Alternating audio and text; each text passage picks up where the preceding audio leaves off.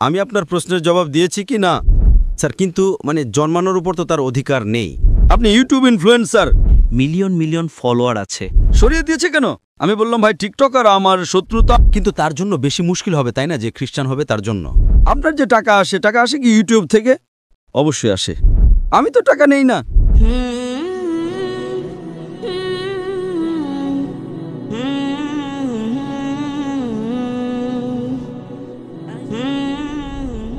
আসসালামু আলাইকুম। আমার নাম আব্দুল বাসিত রিন্দ। আমি একজন সোশ্যাল মিডিয়া ইনফ্লুয়েন্সার। আমার বিভিন্ন প্ল্যাটফর্মে মিলিয়ন মিলিয়ন ফলোয়ার আছে, সোশ্যাল মিডিয়া প্ল্যাটফর্মে। আমার প্রশ্ন হলো যে আমি এক মুসলিম পরিবারে জন্মেছি, আমার বাবা মা মুসলমান ছিলেন, আমি এক নিষ্পাপ শিশু, আমি তো কিছুই জানতাম না। আমি যখন জন্মেছি এবং বড় হয়েছি তখন আমার মন সেই জিনিসটিকে মেনে নেই যা আমার বাবা মা আমাকে শিখিয়েছেন। যেহেতু আমি মুসলিম পরিবারে জন্মেছি তাই আমি ইসলামকে মন থেকে সত্য মনে করি। এখন যেমন আমাদের লক্ষণ ভাই এসেছিলেন, একজন নিষ্পাপ শিশু, সে কিছুই জানে না যে ধর্ম কি, রিলিজিয়ন কি। আর সে যদি খ্রিস্টান পরিবারে জন্মায় বা হিন্দু পরিবারে জন্মায় তো সে সেই জিনিসটাকেই ফলো করে, সেই জিনিসটাকেই তার মন মেনে নেয় যা তার বাবা মা তাকে শিখিয়েছেন এবং তার মনে ঢুকিয়েছেন। তো সে যদি খুব ভালো একজন মানুষ হয়, সে খুব ভালো একজন মানুষ, সে মানুষের সাহায্যও করে, খেয়ালও রাখে, খুব ভালো মানুষ। কিন্তু যদি সে এই অবস্থায় মারা যায় তাহলে কি সে জাহান্নামে যাবে না জান্নাতে যাবে? যদি জাহান্নামে যায় তো এটা কি ন্যায় না অন্যায়? ভাই সাহেব, আপনার নাম কি বলেছিলেন? আব্দুল বাসিত রিন্দ। আব্দুল বাসিত রিন্দ। রিন্দ রিন্দ একটি বেলুচি জাতি। রিন্দ যে রিন্দ। আব্দুল কাদির ইসলাম আব্দুল বাসিত। হুম। শেখ আব্দুল বাসিত ভালো কারি ছিলেন মাশাআল্লাহ। ভাই আব্দুল বাসিত খুব ভালো প্রশ্ন করেছেন। বলেছেন আমি মুসলিম পরিবারে জন্মেছি, আমার বাবা মা মুসলমান ছিলেন, আলহামদুলিল্লাহ আছেন না। আপনি ছিলেন বলেছেন কিন্তু ভুল হয়ে গেছে। মুসলমান আছেন, যা তারা শিখিয়েছেন আমি কবুল করেছি। আমার লক্ষণ ভাই হিন্দু ছিলেন, হিন্দু হয়ে গেছেন। আব্দুল বাসিত বলেছেন যা আমার বাবা মা বলেছেন আমি মেনে নিয়েছি। আব্দুল বাসিত সাহেব, যদি আপনার বাবা মা আজ বলেন 2 আর 2 5, আপনি মানবেন? মানব না। তো এই বলা যে যা বাবা মা বলেছেন আমি মেনে নিয়েছি সঠিক নয়। যখন আপনি শিশু ছিলেন তখন হয়তো মেনে নিতেন, ঠিক 2 বছর বয়সে মা বললেন 2 আর 2 5, তখন আপনি হ্যাঁ বলবেন, ঠিক কিনা? আজ বললে কি আপনি মানবেন? মানব না। Very good. তো ইসলামের এই কথা আল্লাহ রাসূল সাল্লাল্লাহু আলাইহি ওয়াসাল্লাম বলেন যে যতক্ষণ শিশু প্রাপ্তবয়স্ক না হয় ততক্ষণ তাদের উপর কলম লেখা হয় না, অর্থাৎ সে নিষ্পাপ। যদি লক্ষণ যে এখন প্রাপ্তবয়স্ক 25 বছর, 30 বছর, 35 বছর, জানি না, এখান থেকে দূরে দেখা যাচ্ছিল না, কিন্তু প্রাপ্তবয়স্ক তো, তাই না? যদি কোনো অমুসলিম হিন্দু পরিবারে জন্মায় বা খ্রিস্টান পরিবারে জন্মায় এবং প্রাপ্তবয়স্ক হওয়ার আগে 10 বছর বয়সে বা 8 বছর বয়সে তার মৃত্যু হয়ে যায়, তাহলে সে জাহান্নামে যাবে না, কারণ সে নিষ্পাপ। আপনি বুঝছেন? হ্যাঁ। কিন্তু একজন মানুষ যখন প্রাপ্তবয়স্ক হয়ে যায় তখন সে দায়ী। বাবা মাকে দোষী করা যাবে না। আজকের তারিখে আমি আপনাকে জিজ্ঞেস করেছি আপনার বাবা মা বলবেন 2 আর 2 5, আপনি মানবেন? আপনি বলেছেন না। তার মানে আজ আপনার বাবা আপনার মাতা যদি কোনো ভুল কথা বলেন, আপনার জ্ঞান বুদ্ধি এসেছে, আপনি কিছু কিছু ক্ষেত্রে ভুল জিনিসটা মেনে নেবেন, কিন্তু বেশিরভাগ ভুল জিনিসটাই মানবেন না। আপনি আপনার বাবা মাকে ভালোবাসেন, বাবা মাকে ভালোবাসেন, তার মানে এই না যে আপনি তাদের বিরুদ্ধে। কিন্তু এখন আপনি প্রাপ্তবয়স্ক হয়ে গেছেন, বুঝলেন তো? এই বলা যে কারণ বাবা মা, কোরআনের আয়াত এটা যে কাফের, এটা বলতে পারবে না যে তাদের বাবা মা কাফির ছিলেন, এটা যথেষ্ট নয়। কোরআনের আয়াত এটা। তো তার মানে যদি শৈশবে কোনো শিশুর ইন্তেকাল হয়ে যায়, সে মুসলিম পরিবার থেকে হোক বা অমুসলিম পরিবার থেকেও, যদি প্রাপ্তবয়স্ক না হয় তো কলম তাদের উপর চলে না, তারা জাহান্নামে যাবে না। কাফের একবার প্রাপ্তবয়স্ক হয়ে গেলে তাদের জ্ঞান হয়ে যায়, তারপরে। এই জন্য আল্লাহ রাসূল সাল্লাল্লাহু আলাইহি ওয়াসাল্লাম বলেন যে প্রত্যেকটি শিশু দ্বীনের ফিতরতে জন্মায়, তারপর তার বাবা মা তাকে মূর্তি পূজা শেখায়, তাকে আগুন পূজা করতে শেখায় এবং সে মূর্তি পূজা করতে শুরু করে। শিশু হলে ক্ষমা হয়ে যাবে, প্রাপ্তবয়স্ক হয়ে গেলে তার জ্ঞান এসে যায়, তো সে দায়ী। তো যদি একজন মানুষ প্রাপ্তবয়স্ক হয়ে যায় 25 বছর 30 বছর বয়সে, শিরক করে এবং তার ইন্তেকাল হয়, তো সে দায়ী। আপনি আমাকে কথা বলার জন্য জিজ্ঞেস করেছেন যে আপনি মনে করেন শুধু মুসলমান হয়ে জন্মালেই জান্নাতে যাবে। ইসলামে জান্নাতে যাওয়ার জন্য 4টি জিনিসের প্রয়োজন। আমি বলেছিলাম ঈমান, আমলে সলেহাত, ইমান, রাইচিয়াস ডিড, ওয়া তাওয়াসাউ বিল হক। হকের দিকে ডাকো এবং সবরের দিকে ডাকো। 4টি জিনিসের প্রয়োজন। আপনি খুব ভালো মানুষ হবেন, নামাজ পড়বেন 5 ওয়াক্ত, হজে যাবেন, রোজা রাখবেন, কিন্তু যদি আপনি দাওয়াত না দেন তো আপনি সাধারণত জান্নাতে যাবেন না। আল্লাহ সুবহানাহু ওয়া তাআলা আপনাকে মাফ করতে চান এবং জান্নাতে দিতে চাইলে সেটা আল্লাহর ইচ্ছা, তিনি দিতে পারেন, কিন্তু সাধারণত আপনি জান্নাতে যাবেন না। একইভাবে অনেক অমুসলিম মুসলমান হচ্ছে লাখো লাখো সংখ্যায়। আপনি বুঝছেন তো, লাখো লাখো সংখ্যায় অমুসলিম ইসলাম কবুল করছে, তারা জান্নাতে যাবে কিনা? হ্যাঁ, যাবে কিনা? অবশ্যই যাবে। আর একজন মানুষ আজ যদি ইসলাম কবুল করে, আল্লাহ রাসূল সাল্লাল্লাহু আলাইহি সাল্লাম বলেন তার সব গুনাহ মাফ। আমার চেয়ে আপনার চেয়ে ভালো হবে, তাই না? আমরা যতই ভালো হই ছোটখাটো গুনাহ তো করি। তো এই বলা, তো এটা আল্লাহ সুবহানাহু ওয়া তাআলার হিকমত। লা ইকরাহা ফিদ্দীন। আমাদের দিনে কোনো জোরজবস্তি নেই।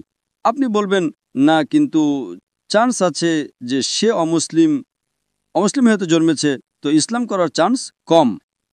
একদম সঠিক, কম।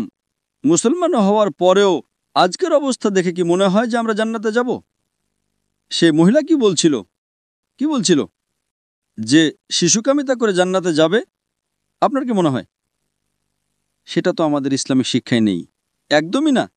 কিন্তু জান্নাতে যাবে কি? সে মুসলমান যদি নিজেকে মুসলমান বলে আর পেডোফিলিয়া করে জান্নাতে যাবে? একদম না। যদি সেই মহিলা সঠিক হয় যে পেডোফিলিয়া আছে, তো তার প্রথম অংশ ভুল, সে মুসলমানই নয়। হ্যাঁ, নাম হবে, কালিমা পড়বে, কিন্তু এটা বলা যে আমরা দিনই, এটা ভুল। যদি সে ক্ষমা প্রার্থনা করে, আল্লাহ তাকে মাফ করতে পারেন যে কোনো গুনাহ, কিন্তু এটা বলা যে ইসলামিক নামের মুসলমান হবে বা অনুশীলনকারী মুসলমান হবে। তো আমাদের ভুল বোঝাবুঝি আছে যে মুসলমান পরিবারে জন্মালো তো জান্নাতের টিকিট পেয়ে গেল, এটা আমাদের ভুল বোঝাবুঝি। আমি নিজেও জিহাদ করছি, আমিও জানি না আমার জান্নাতের টিকিট আছে কিনা, এজন্য আমি মেহনত করি, রাত জাগি, দোয়া করে আল্লাহ তাআলা কবুল করুন।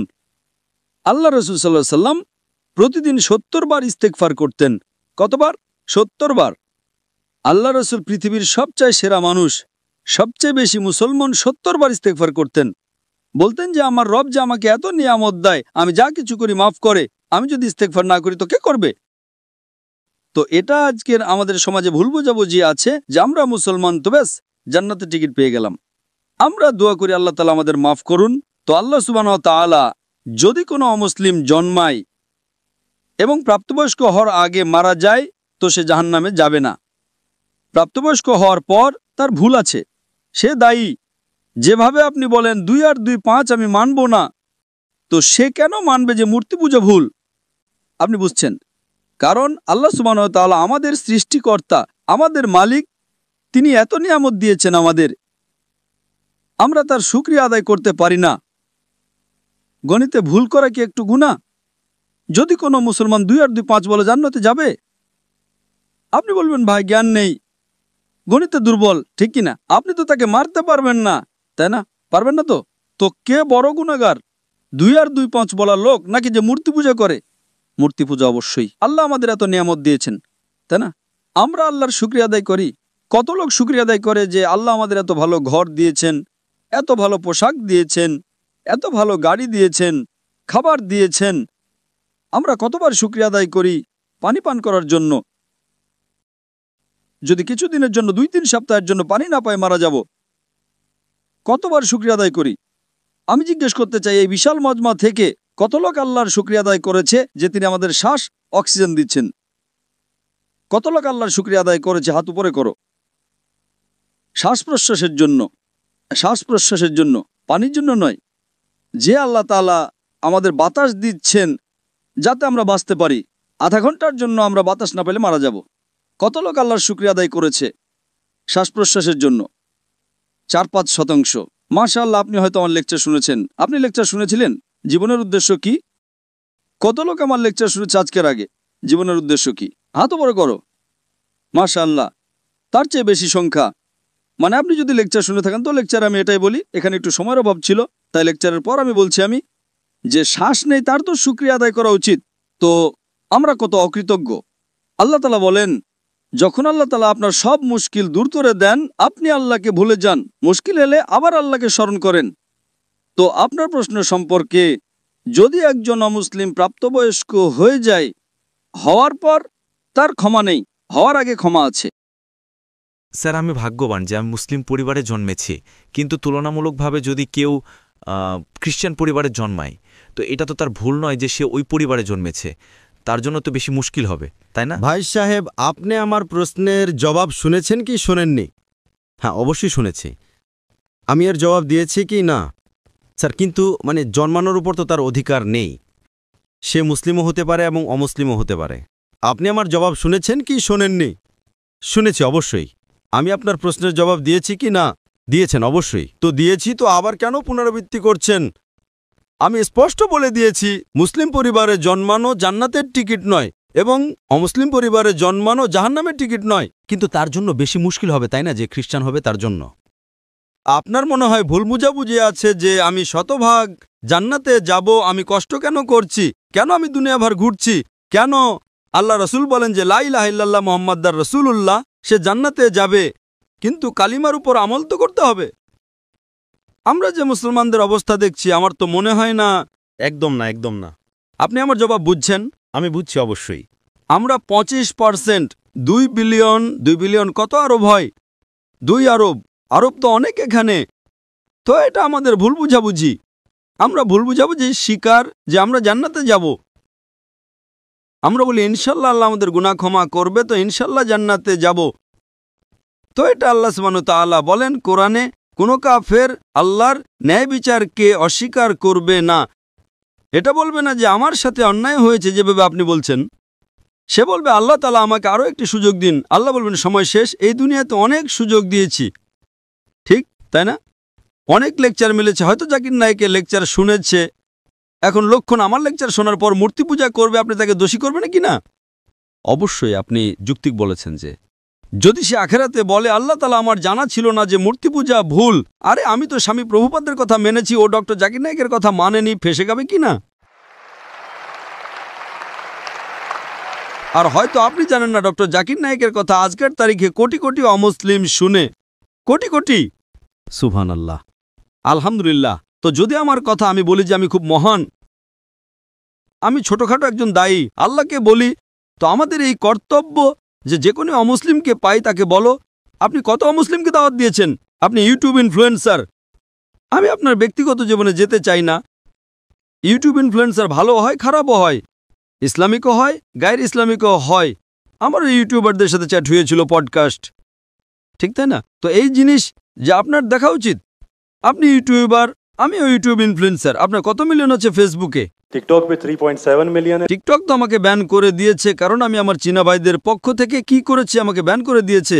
তো এক মোটে গভর্নরের ছেলে, আমার ছেলে পরশু আমার ভিডিও নিয়েছে, পডকাস্ট নিয়েছে, বলল আব্বা 1.5 মিলিয়ন পৌঁছে গেছে, মর্নিংয়ে আউট। বলল আরে সরিয়ে দিয়েছে কেন? আমি বললাম ভাই টিকটক আর আমার শত্রুতা, আমার টিকটকের সাথে শত্রুতা নেই, টিকটকের আমার সাথে শত্রুতা আছে। আপনি বুঝলেন তাই না? আপনার 1.5 মিলিয়ন কয়েক ঘন্টার মধ্যে, তাদের ছেলের 1.5 মিলিয়ন টিকটকে ফলোয়ার অনেক, কিন্তু ভিডিও সরিয়ে দিয়েছে। যারা উইঘুর মুসলিম তাতে সমর্থন করেছি, আপনিও সমর্থন করবেন, আপনাকেও ব্যান করে দেবে। তো সামলে থেকো। আপনি বুঝলেন তাই না? অবশ্যই। আচ্ছা, আমি তো টিকটকের নই। আপনার ফেসবুকে কত ইনফ্লুয়েন্সার আছে, কত ফলোয়ার আছে? ফেসবুকে প্রায় 1.5 লাখ হতে চলেছে। 1.5 লাখ হতে চলেছে। আমার এখন 24 মিলিয়ন হয়েছে 2 দিন আগে, আলহামদুলিল্লাহ। 24 মিলিয়ন। তো আমিও সোশ্যাল মিডিয়া ইনফ্লুয়েন্সার, তাই না? অবশ্যই। আপনার ইউটিউবে কত? ইউটিউবে 265,000। 265,000, মাশাআল্লাহ। আমার 4 মিলিয়ন এখনই হয়ে গেছে 2 দিন আগে। মাশাআল্লাহ। আমিও ইউটিউব ইনফ্লুয়েন্সার, তাই না? অবশ্যই। তো আমার পেশা হলো YouTube influencer, Facebook influencer, social media influencer, lecture influencer, মানুষকে আল্লাহর দিকে প্রভাবিত করা, ঠিক কি না? অবশ্যই। এখন আপনার ইউটিউব ইনফ্লুয়েন্সার হওয়ার বিষয়টা কি? Influencing towards what? Blogging. Blogging. কিন্তু ব্লগিংয়ের মাঝে চেষ্টা করি যে জ্ঞান কখনো অর্জন করি আপনার ভিডিও থেকে, ডক্টর ইসরা সাহেবের ভিডিও থেকে চেষ্টা করি কিছু। মাশাআল্লাহ, কিন্তু সাইট তো ব্লগিংই, তাই না? অবশ্যই। আমি আমার মেডিকেল পেশে ছেড়ে দিয়েছি। তো এটাই তো, যদি আপনি ইনফ্লুয়েন্স করবেন ব্লগিংয়ের দিকে, তার চেয়ে ভালো আল্লাহর দিকে আপনার ফলোয়ার্স যদি অর্ধেকও হয়ে যায় 10%ও, আমার আপনার কাছে অনুরোধ, আমার আপনার কাছে আবেদন যে আপনি ইসলামিক ইউটিউব ইনফ্লুয়েন্সার হন। হয়তো আপনার ফলোয়ার্স 4 মিলিয়ন থেকে 1 মিলিয়ন হয়ে যাবে। আপনার যে টাকা আসে কি ইউটিউব থেকে? অবশ্যই আসে। আমি তো টাকা নেই না। আমাকে বলে আপনি যদি ফেসবুকে অ্যাড নেন আপনাকে $50,000 প্রতি মাসে মিলবে। আরে ভাই, আমাকে জান্নাতে যেতে হবে। $50,000 আপনি আমাকে $50 মিলিয়ন দেবেন তো আমি অ্যাড দেব না? বেশিরভাগ সোশ্যাল মিডিয়ায় অ্যাড দেওয়া হারাম। আপনার চ্যানেলে মেয়ে আসবে, ছোট ছোট পোশাকে আসবে। আরে কেন আমাকে জাহান্নামে নিয়ে যাবে ভাই? আমার ইউটিউব সোশ্যাল মিডিয়ায় নো মনিটাইজেশন। কখনো কখনো কেউ স্ট্রাইক করেছে, যদি আমি অডিও ব্যবহার করেছি অনুমতি নিয়ে তার ম্যানেজারকে জানা না থাকলে, তো কখনো ভুল করে অ্যাড চলে আসে। আমার হিসাব অনুযায়ী আমিও সোশ্যাল মিডিয়া বিশেষজ্ঞ। মাশাআল্লাহ। নো ব্লগিং, শুধু আল্লাহর দিকে প্রবেশ। মাশাআল্লাহ। আর দরকার নাই আল্লাহ তাআলা আমাকে প্রতিদিন লাখো দেন, তো কেন আমি ইউটিউব থেকে নেব ভাই? ইউটিউব থেকে হারাম কামাই। ইউটিউবের অ্যাড থেকে যদি আপনি কামান, ওই অ্যাডে মেয়ে আসবে, এটা আসবে, ওটা আসবে। আপনি হয়তো অ্যালকোহল অ্যাডকে ব্যান করবেন, কিন্তু মেয়েদের তো ব্যান করতে পারবেন না, তাই না? পারবেন কি? পারবো না। আমাদের সমাজে পেডোফিলিয়া ছড়াবে কার কারণে? আপনি বুঝছেন তাই না? প্রত্যেক মানুষ মনে করে আমি তো ইসলামিক, ইউটিউব ইনফ্লুয়েন্সিং খুব কম, কামানো তো ছেড়েই দাও। আমি কামাতে পারি, 24 মিলিয়ন ফলোয়ার আছে, ঠিক তাই না? আমার কপি কেউ করতে পারে বিনামূল্যে। আমার ইউটিউবের মাধ্যমে কত লোক $10,000 $50,000 প্রতি মাসে কামায়। থাম্বনেলে কি দেয়? মেয়ের ছবি দিয়ে দেয়। আমার এতে লাখ লাখ, তার উপর 2 মিলিয়ন। আমি সব কামাবো, তাই না? সে কি কামাবে? টাকা। টাকা আর নরক। আমি বললাম নো কপিরাইট, টাকা তুই কামা ভাই, আমাকে সব কামাতে দে। আমি হিট করব না, তার টাকা আমার কাছে চলে আসবে, ঠিক কিনা? আমি বলি নো কপিরাইট। আমার ভিডিও নাই, কিন্তু আমি কি বলি? আমার ভিডিওর উপর শ্যাডো ব্যান। শ্যাডো ব্যান জানেন তো? না, শ্যাডো ব্যান। আমি বললাম ভাই কাজ করো, টাকা কামাও, আমাকে সব পেতে দাও। আমি রিলস করি, আমার ভিডিও প্রথমে 100,000 1 মিলিয়ন, এখন 2,000 3,000, এখন পাকিস্তানে মাশাআল্লাহ বেড়ে গেছে 1 লাখ 2 লাখ হয়ে গেছে, কারণ হিট অনেক। তো আমি বলি ভাই তোমরা টাকা কামাও, আমাকে সব কামাতে দাও। আমরা সোশ্যাল মিডিয়া বিশেষজ্ঞ, কিভাবে থাম্বনেল বানাতে হয়, ফেসবুকের মধ্যে কি পার্থক্য, আমি বলি আমি আল্লাহ ইনফ্লুয়েন্সার, আল্লাহ কেন্দ্রিক। আমার আপনার কাছে অনুরোধ, আমার আপনার কাছে আবেদন, আমি ভালোবাসার সহ আমার ভাই আব্দুল বাসিত, আল্লাহর দিকে লোক। আল্লাহ যদি আপনাকে হুনর দিয়েছেন ইনফ্লুয়েন্স করার, আল্লাহর দিকে ইনফ্লুয়েন্স করো। ইনশাল্লাহ আপনার ফলোয়িং ডবল ট্রিপল হয়ে যাবে ইনশাল্লাহ। আল্লাহর তৌফিক দিন। আর আল্লাহ তাআলা আপনাকে রিজিক দেবেন, যে রিজিক আপনার এতে আসবে কেউ বের করতে পারবে না। আল্লাহ দেখেন হারামের রিজিক না হালালের রিজিক। আপনি মনে করেন যে আপনি অ্যাড বন্ধ করে দেবেন তো রিজিক বন্ধ হয়ে যাবে। অ্যাড বন্ধ করো, রিজিক ডাবল হয়ে যাবে ইনশাআল্লাহ। আল্লাহ তাআলার অনেক দরজা খুলবে। আপনি বললেন আপনি আমার দ্বারা ইনফ্লুয়েন্সড হয়েছেন, একদম সঠিক। টোটালি ইনফ্লুয়েন্সড হননি। যদি টোটালি ইনফ্লুয়েন্সড হতেন তো ইনশাআল্লাহ আপনি ডক্টর ইসরার আহমদ দ্বারা ইনফ্লুয়েন্সড হয়েছেন। আপনি যদি ডক্টর ইসরার আহমদকে বলেন আমি ব্লগিং করছি, খুশি হবেন? একদম না। আল্লাহ আপনাকে হিদায়েত দিন, আল্লাহ আপনাকে প্রতিদান দিন। আপনি ভালো কাজ করছেন ইনশাআল্লাহ। খালি একটু টুইস্ট নিয়ে আসুন। যে আমার পডকাস্ট করেছে বা যা করেছে আমি তাকে হিদায়েত দিয়েছি। না না ডক্টর সাহেব, আমি তো নতুন চ্যানেল ব্যবহার করেছি। ভালো কথা করো ভাই। একদিনে 1.2 মিলিয়ন। একদিনে কত? 1.2 মিলিয়ন। 1.2 মিলিয়ন ভিউয়ার আমার ছেলে ট্র্যাক করছিল। 2 দিনে 2 মিলিয়ন। এখনই পডকাস্ট মালয়েশিয়া এসেছিল আমার কাছে নেওয়ার জন্যে। হ্যাঁ লোক ভাই, চলো ভাই পাকিস্তানি, মোহব্বত করে আলহামদুলিল্লাহ এখন 5 মিলিয়নের উপরে হয়ে গেছে এক সপ্তাহে। একদিনে 1.2 মিলিয়ন। যে আমিও ভিডিও দেখেছি। ভালো তাই না? ভালো লেগেছে? 1.2 মিলিয়ন একদিনে, 24 ঘন্টারও কম সময়ে। ভালো তাই না? আমি নিজে এটা ভেবেছিলাম যে আপনার অ্যাকাউন্ট শ্যাডো ব্যান, কারণ অন্যদের এত ভিউজ বা দর্শক মিলছে, আপনাকে ততটা। আরে আমার চ্যানেল ব্যান নয়, টিকটকে আমি ব্যান। টিকটকে পুরো ব্যান, কারণ আমি আমার ভাই যারা চিনে তাদের জন্য। আমার মন টিকটক ব্যান করবে, কি যায় আসে? আল্লাহ আমাকে ব্যান না করলেই হলো, ঠিক তাই না? অবশ্যই। আমাদের দেশের মুসলিম দেশের যখন প্রধানমন্ত্রীকে জিজ্ঞেস করে উইঘুর মুসলিমদের ব্যাপারে, আমাদের জানা নেই। আরে কিভাবে জানা নেই? আপনি যদি মুসলিম দেশের প্রধানমন্ত্রী হন, আপনাকে জিজ্ঞেস করা হয় উইঘুর মুসলিমদের ব্যাপারে, আপনি বলেন জানা নেই। কি হয়ে গেছে আমাদের সমাজের? যদি আমাদের ভাই উইঘুর মুসলিম, তাদের উপর জুলুম হচ্ছে, আপনি বলেন জানা নেই। যখন আমি ডঙ্কা মেরে তাদের সমর্থন করলাম, মালয়েশিয়াতে টিকটকে কাউকে ব্যান করেন না, জানেন তো? জাকির নাইককে। তো আমি গর্বের সাথে বলি মাশাআল্লাহ, শয়তান আমাকে ব্যান করেছে, আলহামদুলিল্লাহ। সেখানকার দরজা বন্ধ, তো এখানকার দরজা খোলা। আল্লাহ তাআলা টেস্ট করেন আপনাকে, আল্লাহ তাআলা পরীক্ষা নেন আপনার। পরীক্ষা নেন ভাই, আমি আপনাকে পরীক্ষা করব। কি করতে হবে? আল্লাহ কেন্দ্রিক হন।